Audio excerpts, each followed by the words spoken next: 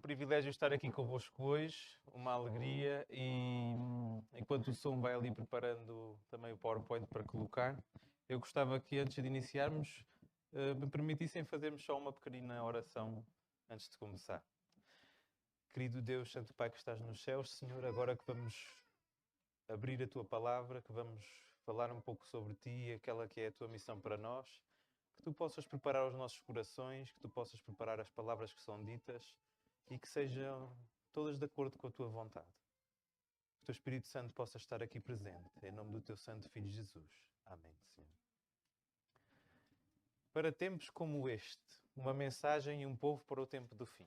Sabem que quando eu escolhi esta mensagem, ou escolhi quando pedi a Deus para me ajudar a escolher a mensagem que trazia este sábado, eu por acaso não sabia que nós iríamos fazer aquela atividade de hoje à tarde, mas eu acredito que não foi por acaso e ela é também um chamado à missão e um chamado a realmente participarmos e participamos também através de ações realmente práticas e fazendo algo que seja não para os outros verem, mas porque Jesus fazia assim. Jesus ia à sua comunidade e ele ajudava onde era preciso. E nós devemos fazer o mesmo. Nós temos um povo remanescente. Isto aqui não está a dar, não sei se ali o Leonardo pode passar então para o próximo slide, já que eu não estou a conseguir. Está ligado, está. Mas se calhar o Leonardo hoje está com uma tarefa acrescida porque ele está ali a tratar de transmissão ao mesmo tempo que está a tratar das coisas aqui. E então é um bocadinho complicado às vezes estar a alternar entre o PowerPoint e a imagem que vai para casa. Então, só voltar atrás. A primeira coisa que eu gostava de dizer que é importante, e quando falamos do povo remanescente, e vou falar em específico da Igreja Adventista, é que a placa da Igreja não salva ninguém. Quem salva é Jesus. Não importa onde estão filhos de Deus, eles podem estar na igreja aqui do lado, ok? Podem estar na igreja católica, podem estar, se calhar, às vezes até em outras fés, algumas pessoas que estarão no céu e que nós não conhecemos. No entanto, eu vou-me dedicar aqui mais à nossa igreja adventista, está bem? Mas não esquecendo que a igreja adventista não é um símbolo de salvação. Eu estou lá dentro, estou salvo para sempre. Ok? Não podemos esquecer isto. Salvação depende sempre de Jesus.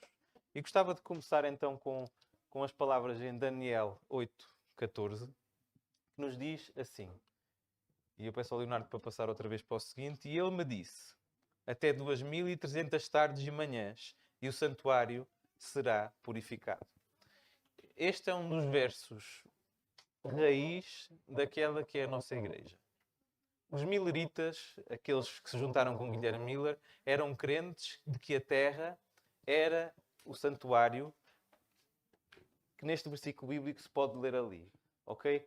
Havia um equívoco quando os mileritas começaram a estudar a Bíblia. Era comum naquele tempo todos crerem que quando se lia este verso e dizia-se que o santuário será purificado, o entendimento deles era que esse santuário era o planeta Terra. Esse equívoco levou a uma interpretação errada do lugar então que seria purificado. Porque eles tinham a simbologia de uma maneira já incorreta. E isto levou a uma série de acontecimentos que levou à existência da Igreja Adventista hoje. Mas este acontecimento não foi por acaso, porque um pouquinho mais à frente no livro do Apocalipse, aqui estamos em Daniel e indo para o livro do Apocalipse, em Daniel 10:9, e no próximo slide, diz o seguinte: dá-me o livrinho. E ele disse-me, toma-o e come-o. E ele fará amargo o teu ventre, mas na tua boca será doce como o mel.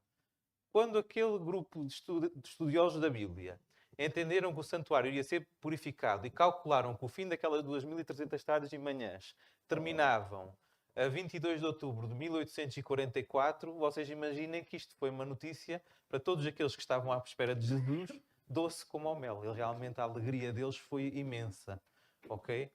Mas por eles terem exatamente este equívoco em relação ao santuário local onde era, ok? Porque o santuário, referia-se ao santuário celestial e eles pensavam que era o planeta Terra que ia ser purificado, entenderam então que estas 2300 tardes e manhãs significavam a vinda de Jesus ao planeta Terra. E então eles todos esperaram em cima de uma rocha, não é? Que aquela rocha que alguns de nós já vimos a foto, com muita alegria, esperando que Jesus chegasse, e esperaram até ao pôr do sol, esperaram até à meia-noite, as horas foram passando e Jesus nada de aparecer. E houve então um momento que foi então amargo no ventre deles.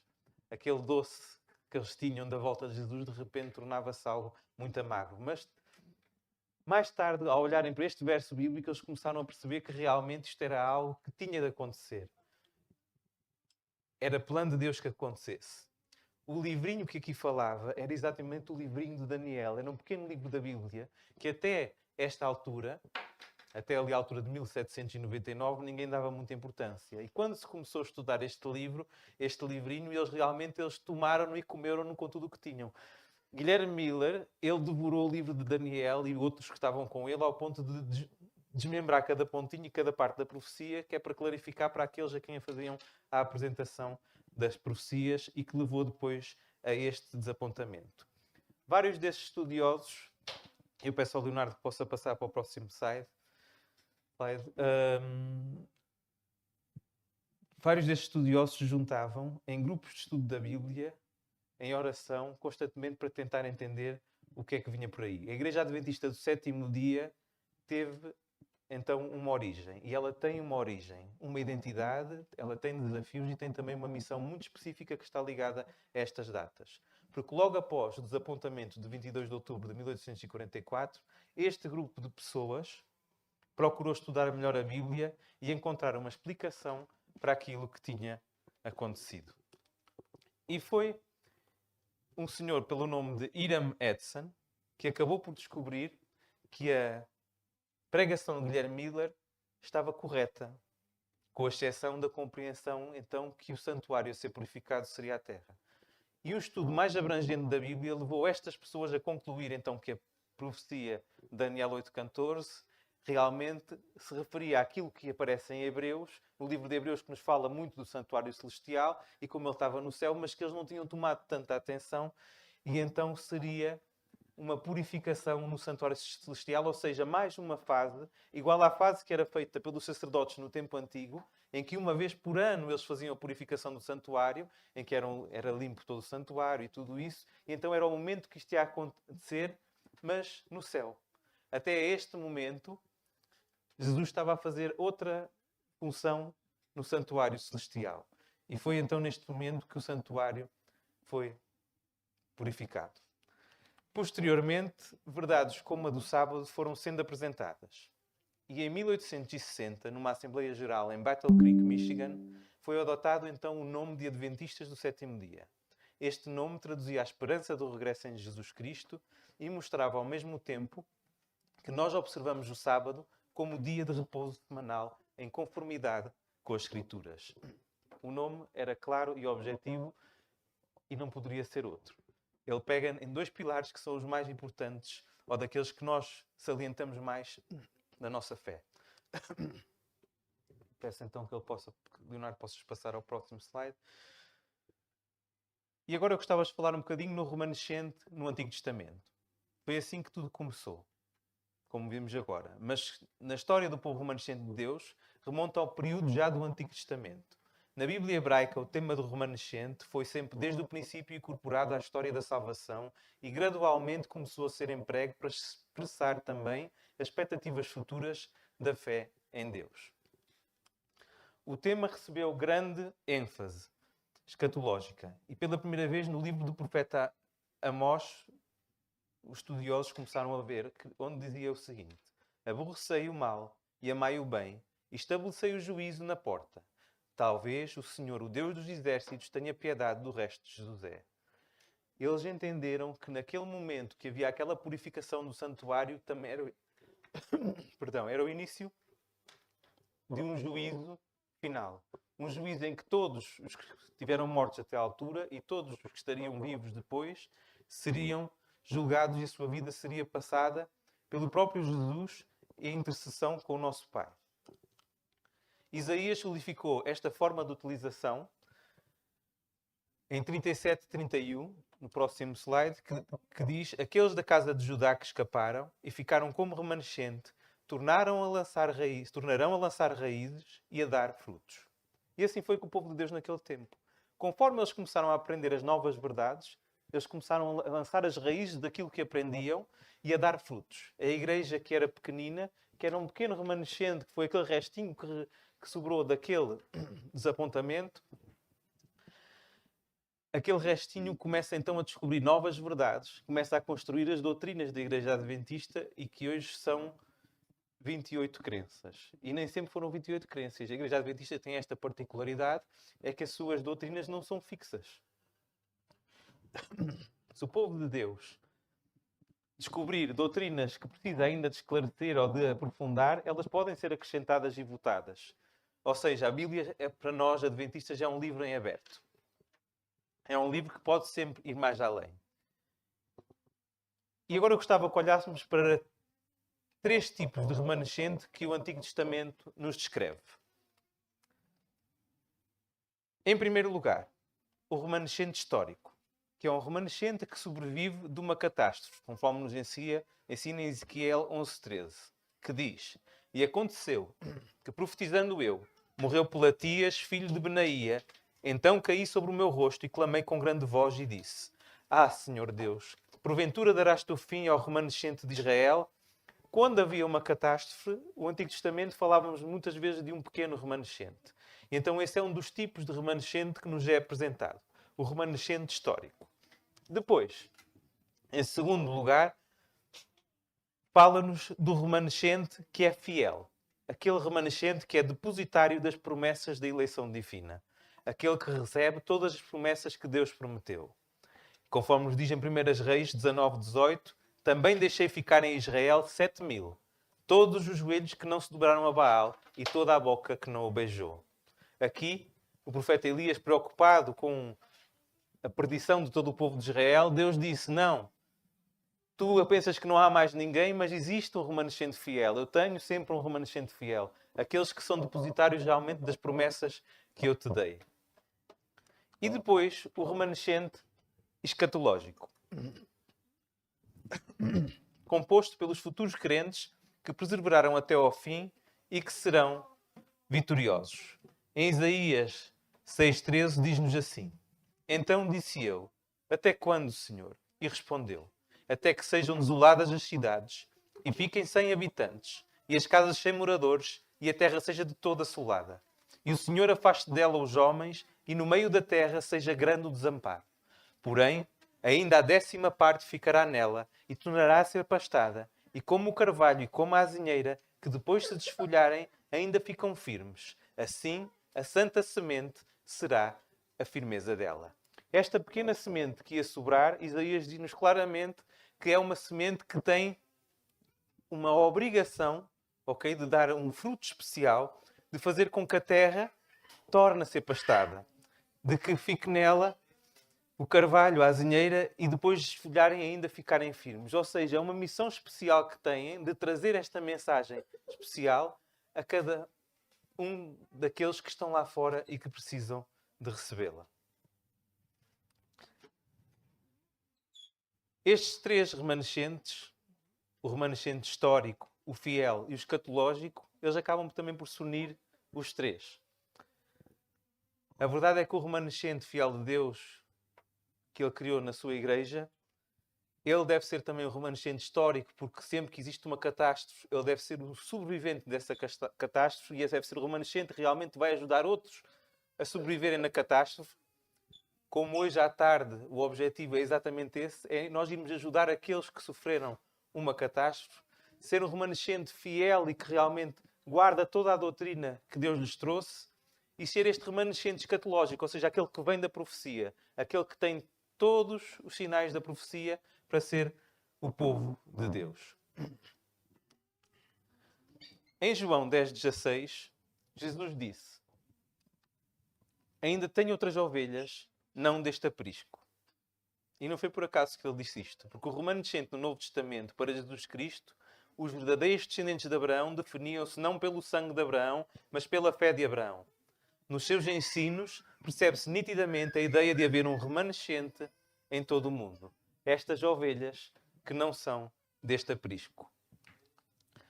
A sua igreja, ou como ele diz em Mateus 16:18, minha igreja irá substituir a nação que o rejeitou a ele. Em Mateus 16:18 diz-nos: Pois também eu te digo que tu és Pedro, e sob esta pedra edificarei a minha igreja, e as portas do inferno não prevalecerão contra ela. Jesus dizia aqui que sobre ele próprio a sua igreja seria edificada.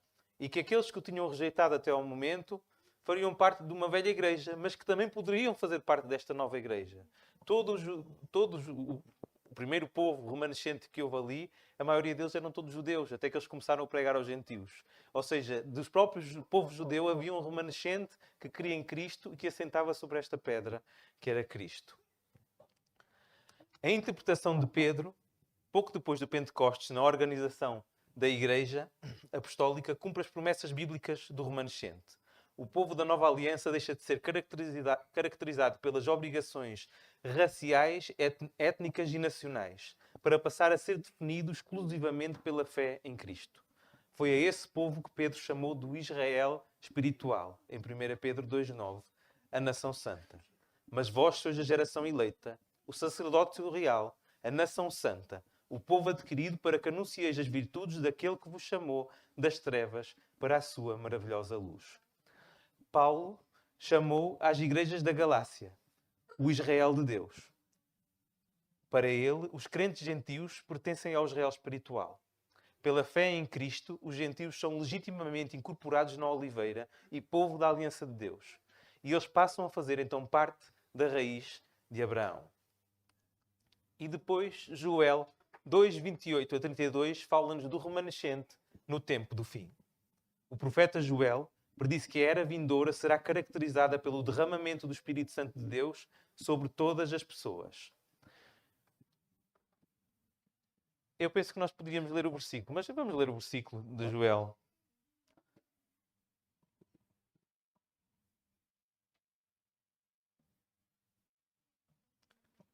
Dois, 28 a 32, se quiserem abrir nas vossas Bíblias, Joel capítulo 2, e do verso 28 ao 32. E diz-nos assim, tem como título Promessa de derramamento do Espírito. E acontecerá depois que derramarei o meu Espírito sobre toda a carne. Vossos filhos e vossas filhas profetizarão. Vossos velhos sonharão e vossos jovens terão visões. Até sobre os servos e sobre as servas derramarei o meu Espírito naqueles dias. Mostrarei prodígios no céu e na terra, sangue, fogo e colunas de fumaça. O sol se converterá em trevas e a lua em sangue, antes que venha o grande e terrível dia do Senhor. E acontecerá que todo aquele que invocar o nome do Senhor será salvo, porque no Monte Sião e em Jerusalém estarão os que forem salvos, como o Senhor prometeu, e entre os sobreviventes, aqueles que o Senhor chamar. Amém. No livro Eventos Finais, na página 192, acrescenta-nos o seguinte. Vi que ninguém poderia participar do refrigério a menos que obtivesse a vitória sobre toda a tentação, orgulho, egoísmo, amor ao mundo e sobre toda a má palavra e ação. Deveríamos, portanto, estar nos aproximando mais e mais do Senhor e achar-nos fervorosamente à procura daquela preparação necessária para nos habilitar a estar em pé na batalha do dia do Senhor. Meus queridos, esta pequena mensagem do Espírito de Profecia diz-nos a importância que este verso tem para nós. Para além de todas as maravilhas que ele aqui fala que podem acontecer, ele diz que ele não vem por acaso, que este refrigério não é uma coisa que aconteça assim, como cai um pouquinho de chuva, como o tempo muda. Existe algo que nós temos que fazer dentro de nós próprios. E ela diz-nos que temos que obter vitória.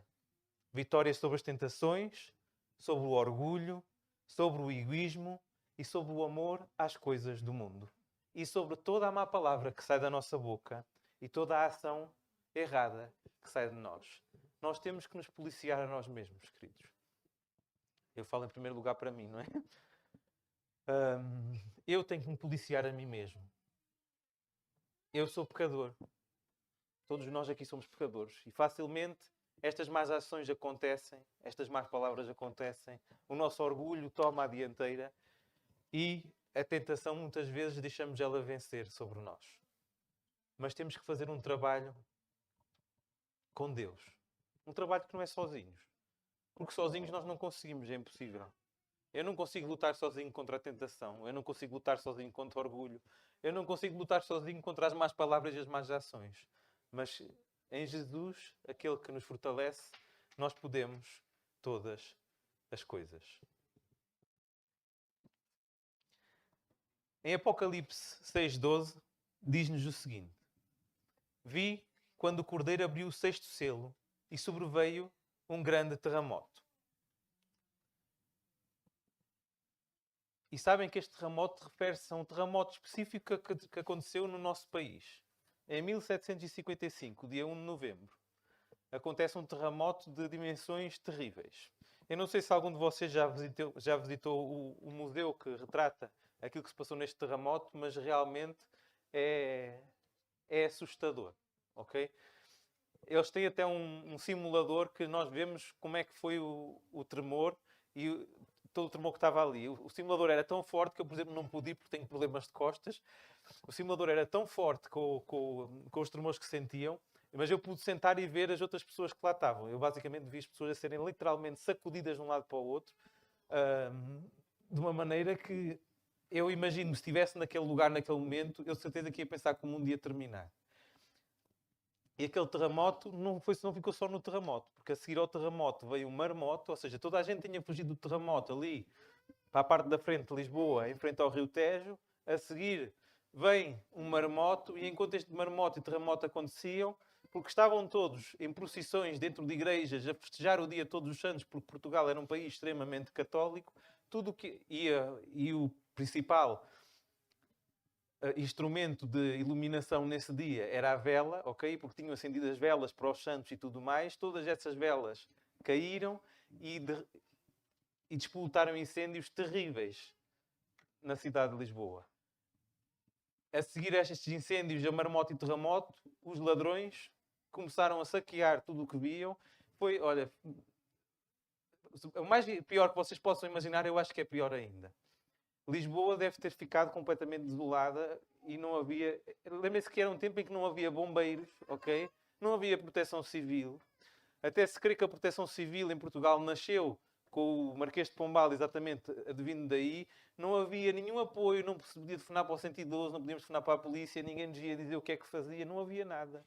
As pessoas não tinham para onde se virar nem a quem acudir. 25 anos mais tarde, apareceu o sinal também seguinte mencionado na profecia: o escurecimento do Sol e da Lua. Um quarto de século antes, a perseguição tinha cessado quase inteiramente. Em seguida a esta perseguição, segundo as palavras de Cristo, o Sol deveria escurecer-se. E a 19 de maio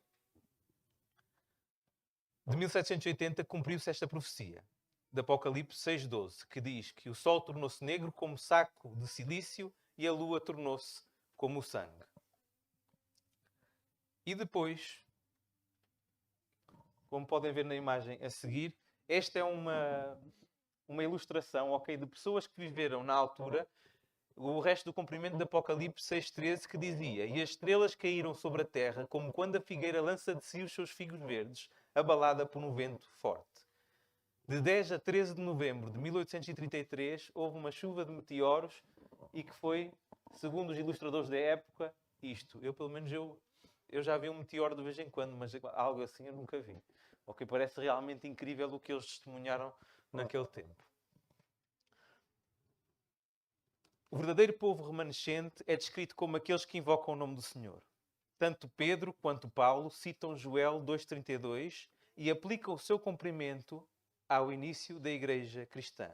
No entanto, Joel 2 não exclui o cumprimento também na profecia específico no encerramento da era da igreja. As visões simbólicas do profeta Daniel não foram plenamente compreendidas pelo profeta. Na verdade, elas só seriam compreendidas quando chegasse o tempo do fim. Somente em meados do século XIX é que a importância destas profecias de Daniel e Apocalipse se tornaram plenamente evidentes para a consciência cristã e a investigação que se dedicaram à descoberta do significado então de Daniel 8 e da mensagem de Apocalipse 14. E foi justamente nesta época que surgiu a Igreja Adventista. No Apocalipse, o verdadeiro povo remanescente é composto pelos que guardam os mandamentos de Deus e têm o testemunho de Jesus. O remanescente é apresentado como tendo duas características: obedece aos mandamentos de Deus e é fiel ao testemunho de Jesus. E porquê?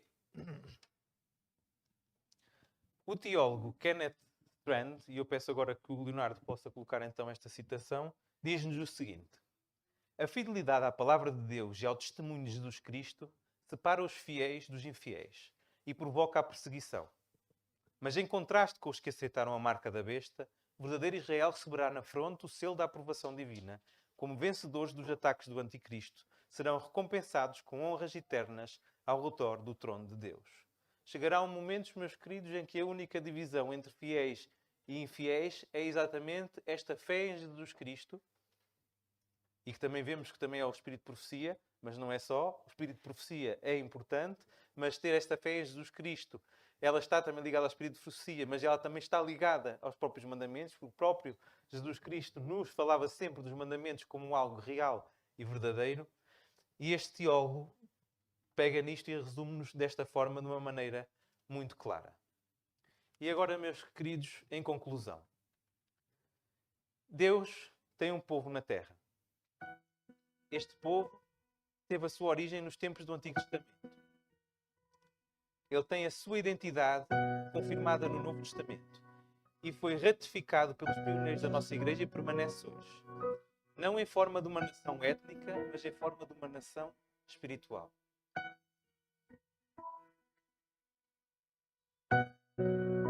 Nós somos adventistas do sétimo dia. E cada um dos que estão aqui presentes sabem que pertencem a este povo. Remanescente de Deus. E ser parte deste povo remanescente de Deus era, como eu dizia, que não é só uma placa que nós podemos usar. Nós temos que viver como membro desse remanescente. Peço ao Leonardo que possa dar um para trás. Isso é bem. Este remanescente que Deus escolheu para realmente fazer aquela que é a sua vontade. E era a pensar nisto que então vamos passar então ao slide seguinte daqui a um momento, porque às vezes Deus faz nas nossas vidas, faz-nos passar por momentos difíceis, faz-nos passar por dificuldades, e às vezes as provações maiores sabem que nem sempre podem muitas vezes não ser físicas, muitas vezes são físicas, doença, muitas vezes podem ser mentais. Algumas das provações mais terríveis que os servos de Deus enfrentaram foram provações mentais. E por vezes podem ser provações espirituais. Mas no tempo final, estas provações serão triplas. Físicas, elas vão ser mentais, vão ser espirituais. E se nós não começarmos agora a praticar e realmente termos uma vida com Cristo, dedicada a Ele, verdadeira, e que nós negamos o nosso próprio eu e o procuramos a Ele, em que eu todas as manhãs o busco, em que eu busco durante o dia, em que as coisas que eu escolho para fazer no meu dia a dia passam pelo filtro daquele que é Jesus, pelo filtro de Filipenses 4:8, em que tudo o que é puro, tudo o que é bom e por aí fora, que é aquilo que nós devemos pensar. Eu depois, naquele momento, como é que eu vou conseguir aguentar e suportar algo físico, mental e espiritual? Hoje à tarde vamos ter a oportunidade de ajudar algumas pessoas que passaram, se calhar, por 3 destas provações. Mas passaram por elas, provavelmente, eu não sei de adventistas em Alcácer do Sal, mas que não conhecem a nossa fé. Nós talvez não vamos poder partilhar a nossa fé com eles porque vamos estar lá mais em ação do que outra coisa. Mas, no entanto, podemos partilhar com aqueles que estão connosco no dia a dia. E se calhar às vezes podemos partilhar através de uma doação à ADRA, podemos partilhar às vezes de uma doação quer de bens alimentares, quer de outra forma monetária. Nós temos sempre algo que podemos fazer, meus queridos. Deus tem uma igreja neste mundo. E Ele queria que a igreja dele fosse com qualidades e características muito específicas. E por isso eu agora gostava que, com muita atenção, hoje não teremos um hino final, mas o nosso hino final será este hino que vamos ouvir. E gostava que prestassem muita atenção, com muita reverência à letra deste hino, e pusessem nos vossos corações e usem-no como um momento de reflexão, porque foi assim que eu ouvi também a primeira vez que eu o ouvi. E então gostava de partilhar então convosco e peço então ao Leonardo que possa passar então para o slide seguinte. E vamos então ouvir.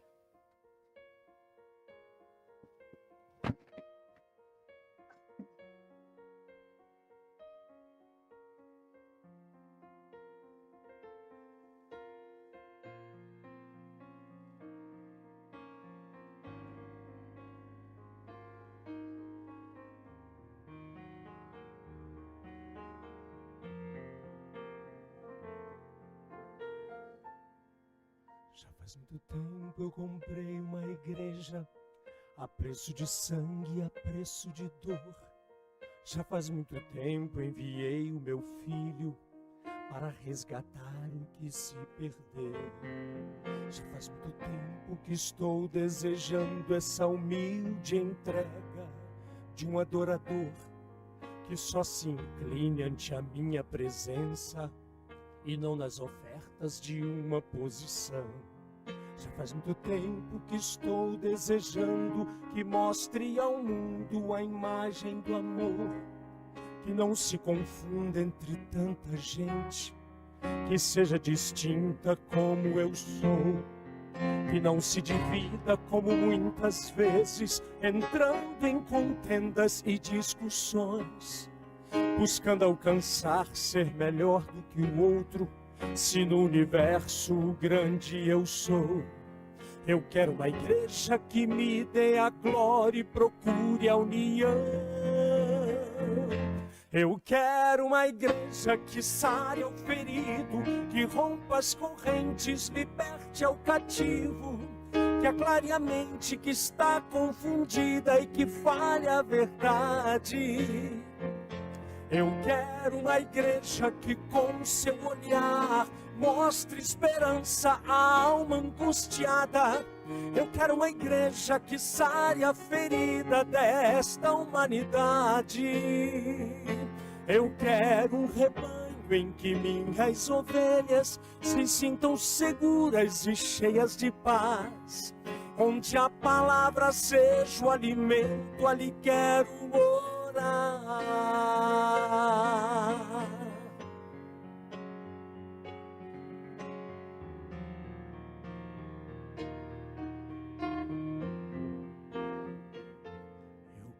Uma igreja que com seu louvor perfume o meu trono, dando-me esse lugar. Igreja que saiba fazer diferença entre o bem e o mal. Onde está a igreja que foi perdoada e libertada do castigo atroz?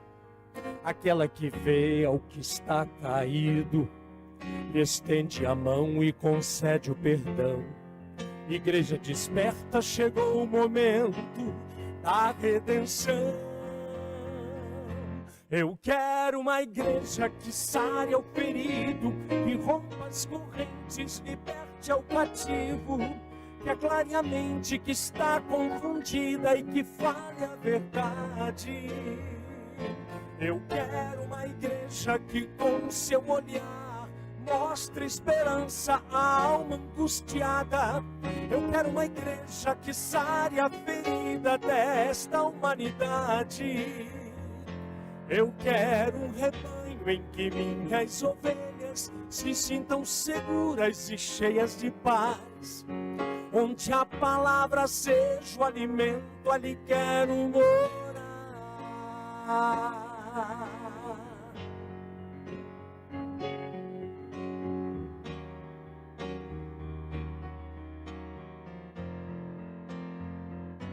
Eu quero uma igreja que sare ao ferido, que rompa as correntes, liberte ao cativo, que aclare a mente que está confundida e que fale a verdade. Eu quero uma igreja que com seu olhar mostre esperança à alma angustiada. Eu quero uma igreja que sare a ferida desta humanidade. Eu quero um rebanho em que minhas ovelhas se sintam seguras e cheias de paz, onde a palavra seja o alimento, ali quero morar.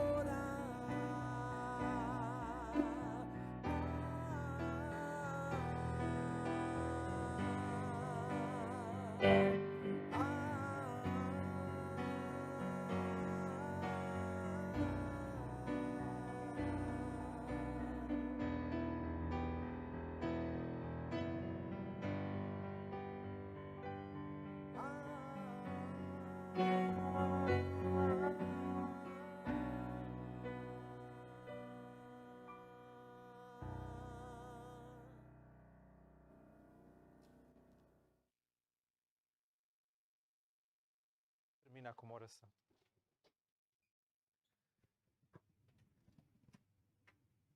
Querido Deus, Santo Pai que estás nos céus, Senhor. Louvado seja o teu nome, Senhor, por tu realmente nos dás esta mensagem, querido Jesus. Que esta palavra, Senhor, que tu falaste connosco através desta canção, Senhor, se transforme em cada um de nós, porque cada um de nós somos a tua igreja. A igreja não são as paredes, não são os edifícios, mas é cada um dos membros que estão aqui presentes hoje, querido Pai. Eu peço que tu estejas com cada um de nós e que nos ajudes realmente, Senhor, a sarar a angústia de muitos feridos, Pai. Hoje à tarde, Senhor, conforme esta igreja for, Senhor, para prestar auxílio àqueles que ali estão, que o teu Espírito Santo vá à nossa frente e os teus anjos, Senhor, preparem os corações e que possam ver, Senhor, de alguma forma, aquele quem tu és, Pai. E que não sejamos nós que aparecemos ali. Eu te peço também que ao longo da semana, se houver oportunidade, Pai, de falar com alguém sobre ti, se houver oportunidade de realmente negarmos o nosso eu, abandonarmos as coisas que nós amamos no mundo, Pai, que o teu Espírito Santo fale ao nosso coração e ao nosso ouvido. E que assim possamos levar mais pessoas até ti. Isto eu te peço, te agradeço e te suplico, em nome do teu Santo Filho Jesus. Amém.